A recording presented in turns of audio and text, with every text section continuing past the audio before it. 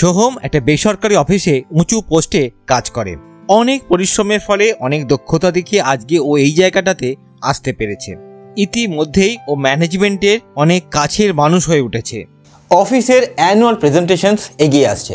সোহমের বস সোহমকে জিজ্ঞাসা করছিল যে এবারে প্রজেক্ট রিপোর্টটা বা প্রেজেন্টেশনটা কে বানাবে। রণজয় ছিল, সুজয় ছিল, অনেকেই ছিল, কিন্তু সোহম বলল আমিই করব।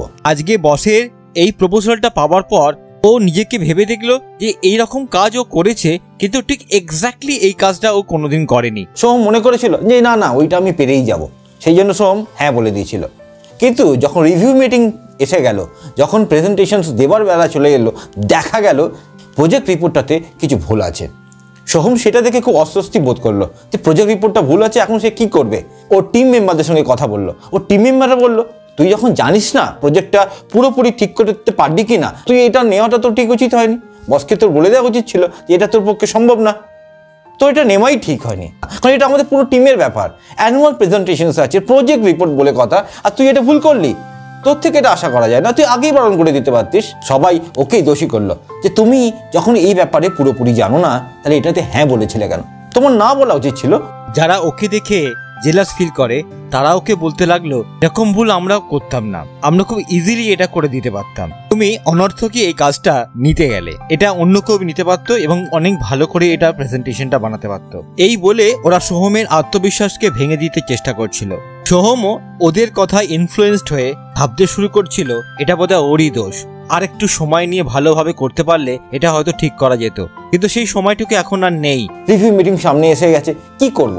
ও বসের কাছে গেল, বসকে বলল যে বস এটা আমার ভুল হয়ে গেছে, কি করা উচিত। এই পরে কি হলো সেটা আমরা ভিডিও শেষেই দেখব, কিন্তু এখন তোমাদেরকে আমি একটা প্রশ্ন করতে চাই। এরকম পজিশনে পড়লে তোমরা কি করতে? নিজেকে গুটিয়ে নিতে, নাকি কাজটা নিতে বা কাজটা নিতেই না, কোনটা করতে?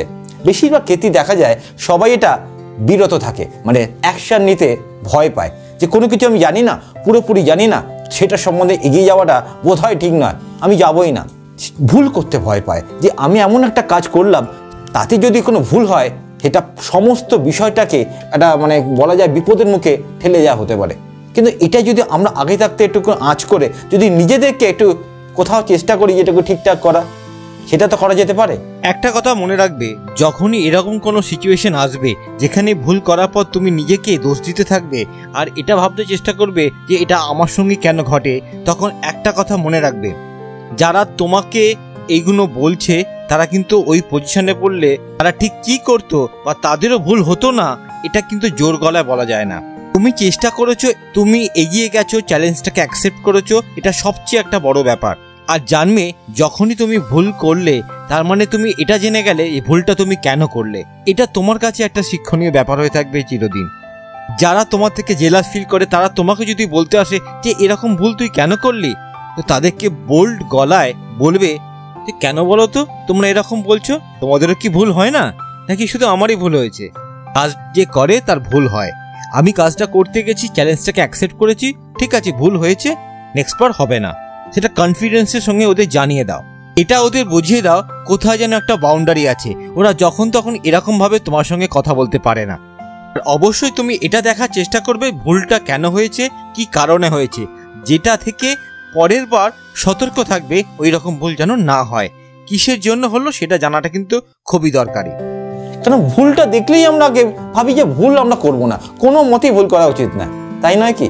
কারণ ভুল করলে তার যে কনসিকোয়েন্সটা হয় সেটা সম্বন্ধে আমরা ভয় পাই, কিন্তু একটা বিষয় আমরা মিস করি, কারণ একটা ভুল থেকে আমরা অনেক কিছু শিখি, লার্নিংস হয়। ভুল বলে কোনো কিছু হয় না, ভুল থেকেই শেখা যায়। ভুল একটা আমাদের কাছে একটা অপরচুনিটি, কারণ যারা যারা এই ভুলটাকে স্বীকার করতে পারে তারা একটা নতুন নতুন অপরচুনিটিস পেয়ে যায়, নতুন কিছু শিখতে পায় যেটা অন্যরা পায় না। অনেক কিছু, অনেক বিপদের মধ্যে, অনেক চ্যালেঞ্জের মধ্যে নিজেদেরকে খুঁজে পেতে চেষ্টা করে, যেটা তাকে ভবিষ্যতে অনেকভাবে তাকে সাহায্য করবে।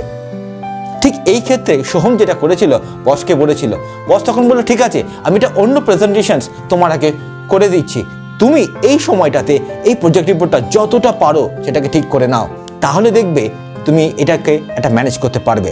পরবর্তী ক্ষেত্রে দেখবে এরকম ভুল যেন আর না হয়। সোহম সঙ্গে সঙ্গে বসকে ধন্যবাদ জানালো আর বলল, কিন্তু এরকম ভুল আর জীবনে করবো না, কারণ এটা আমার কাছে একটা খুব শিক্ষণীয় ব্যাপার হয়ে গেছে, এটা থেকে আমি শিখে গেছি। আমি ঠিক এই ব্যাপারটাই তোমাদের বলতে চাই, ভুল করতে থাকো, কোনো অসুবিধা নেই, কিন্তু ভুল যাতে প্রতিবারে নতুন নতুন ভুল হয় সেটা দিকে খেয়াল রাখবে। কারণ একই ভুল আমি বারবার করব না, যদি একই ভুল আমি বারবার করি তাহলে কিন্তু আমাদের গ্রোথ আটকে যাবে, আমাদের যেটা শেখা সেটা কিন্তু হবে না। আমরা নতুন কিছু শিখবো, নতুন ভুল করব, আবার সেখান থেকে নতুন কিছু শেখা হবে, আমরা নতুনভাবে এগিয়ে যাব। এটা যেন সবসময় মাথায় রাখো, তাহলে জানবে ভবিষ্যতে যে কোনো চ্যালেঞ্জ আসুন না কেন আমরা ভয় পাবো না, আমরা কিন্তু সবাই মিলে এগিয়ে যাব ভবিষ্যতে থেকে। একটা জিনিস জানবে, তুমি যদি তোমার স্কিল থাকা সত্ত্বেও এগিয়ে না আসো, চ্যালেঞ্জ অ্যাকসেপ্ট না করো, তাহলে কিন্তু তুমি ভবিষ্যতে এগিয়ে যেতে পারবে না। তুমি যত চ্যালেঞ্জ অ্যাকসেপ্ট করবে, যত এগিয়ে যাওয়ার জন্য যা যা দরকার সেটা করতে থাকবে, তখন দেখবে তোমার আস্তে আস্তে সামনের রাস্তাগুলো খুব পরিষ্কার হয়ে যাচ্ছে আর তুমিও ভবিষ্যতের দিকে এগিয়ে যাবে। তখন দেখবে এক একটা কাজের সাথে তোমার মনের জোরটা অনেক বেশি বেড়ে যাচ্ছে, তোমার আত্মবিশ্বাস আগের থেকে দ্বিগুণ বেড়ে গেছে, কোনো কাজ করতে তোমার ভয় পাচ্ছে না। মনের এই আত্মবিশ্বাস আর কঠোর পরিশ্রম দিয়ে তুমি দেখবে তুমি তোমার লক্ষ্যের দিকে ঠিক এগিয়ে যেতে পারবে। তোমরা তোমাদের জীবনের ভুল থেকে কি শিক্ষা লাভ করেছো সেটা আমাকে অবশ্যই কমেন্ট করে জানাতে ভুলবে না। তোমাদের অনেক কমেন্টস পাচ্ছি, আমার খুব ভালো লাগছে। এরকমভাবেই তোমাদের মতামত আমাদের সঙ্গে ভাগ করে নিও। এই ভিডিওটা যদি ভালো লেগে থাকে তাহলে অবশ্যই বন্ধুদের সঙ্গে শেয়ার করো। আমার নতুন ভিডিওর নোটিফিকেশান পেতে অবশ্যই বেল আইকনটাকে প্রেস করতে ভুলবে না। তোমরা যদি আমার ওয়েবিনারে জয়েন করতে চাও তাহলে ভিডিও ডেসক্রিপশন বক্সে একটি গুগল ফর্ম আছে, সেটা ফিল আপ করে দাও। যখন আমাদের ওয়েবিনার হবে তোমার মেলেতে আমাদের ইনভাইটেশনস চলে যাবে। এরকম ভিডিও নিয়ে আমি তোমাদের কাছে আবার আসতে থাকবো।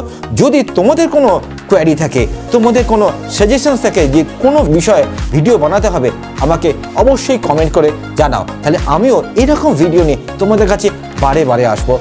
এইভাবেই ভালো থেকো বন্ধুরা, আবার দেখা হবে পরের ভিডিওতে।